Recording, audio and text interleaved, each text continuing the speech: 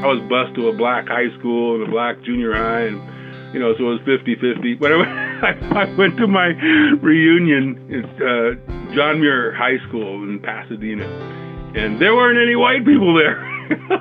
There were half of them were in my school, but none of them went to the reunion, and I didn't know anybody. I didn't know one person, so I just smiled and I left. I look forward to that, to knowing everybody someday. So people that love Yah will know each other pretty good. I look forward to sharing some truth with folks, but nobody wants to hear it. I'm guessing that if there's some folks that really love Yah, that maybe they'll be a little more open to learning how to heal themselves. There's lots of healing things that Yah has done, and we just don't know about them. The medical industry will kill you. I took cancer off my back with bloodroot, just pulled it out like pulling a grape off a vine. It was ridiculous and easy to do.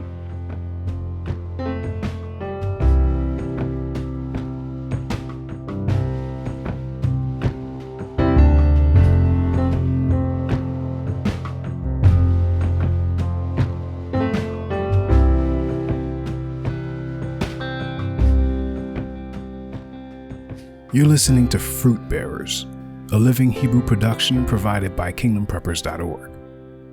I'm your host, Kingdom Prepper.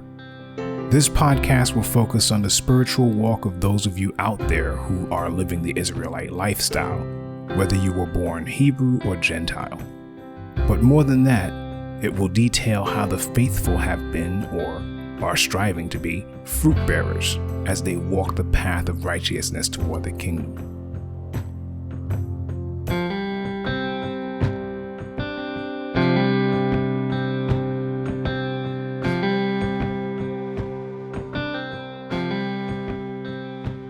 We turn to our next guest.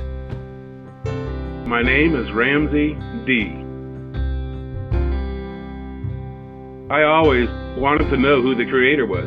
I always knew there was one. When I was real little, I had nightmares once a year, almost like clockwork, around Christmas time. But I do know I had a hunger to know who the Creator was. So I got a book when I was 4.5 years old called Cowboy and His Friend, and it was about a book about a little cowboy that had a friend named Bear, and the bear was a big bear, and he was kind of an imaginary bear, but he was always there.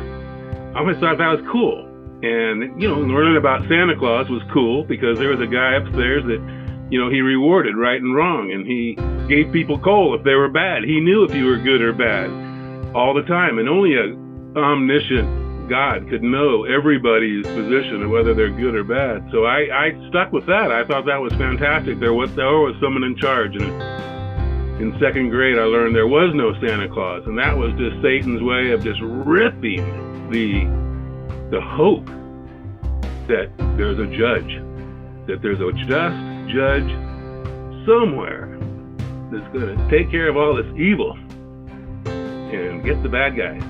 Because, we all like to get the bad guys. So anyway, I was really upset. And ever since then, I just kind of, thought about it. I went to a Catholic school for a while. And I became an altar boy, trying to get to God that way. And that was kind of funny. And didn't last too long. And in sixth grade, I went back to public school. And it wasn't long after that where I started really searching. I would ditch school and go to metaphysical bookstores looking. And one day in seventh grade, or maybe it's eighth, I don't know. Anyway, I got interested in Eastern religion somewhat. I got interested in American Indian kind of things like Carlos Castaneda and Lobsang Rampa and all these guys that were, so seeking God, supposedly. And, you always find some error. So that's not right. So go to the next one.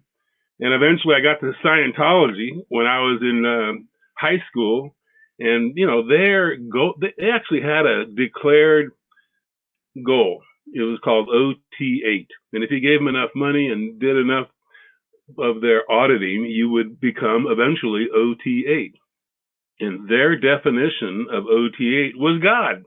It was to be at cause both subjectively and objectively over matter, energy, space, and time. And that's the definition of God. So, I started giving them money and working up the chart, right? I mean, who doesn't want to be there to be communing and like and with somehow God. So they got me in debt. They charge a lot of money, and I just left. I left everybody. I didn't fit in. I never fit into this world. And sorry. Reliving this experience made Ramsay a bit emotional. He had to take some time to regain his composure. Anyway, so I left. I started hitchhiking around. I changed my name. I disappeared. Back in those days, you could hitchhike without getting a ticket or thrown in jail. And I called myself Luke. So anyway, I left, and for 3 years I was gone, and I learned a trade. I became a contractor. I learned mobile homes. Yeah, that's good to know. Yah's Kingdom likes tents. I loved camping. In fact, I just loved everything that La loves. I loved nature. I went camping all the time. I'd go on backpacking trips as a kid. I lived right next to the mountains in, Pasadena, above Pasadena. And it was always in the hills, and encouraging everyone to pick up their trash and never wanting to hunt something and just leave it laying there. So I've just kind of been like Yah in a lot of ways that way. I loved his creation much more than I like stuff. I'm not very GQ. So anyway, I left for 3 years, and I learned a trade, and I changed my name, and I finally came back after 3 years, and then I started a business. To listen to the full audio of this podcast or to download a free MP3 version, visit our website, kingdompreppers.org, by clicking the link in the description. And if you're striving to bear fruit for Yah and would like to be featured in a future podcast episode, write us through the site using the contact form at the bottom of the Live in Hebrew section and request a Fruit Bearers interview.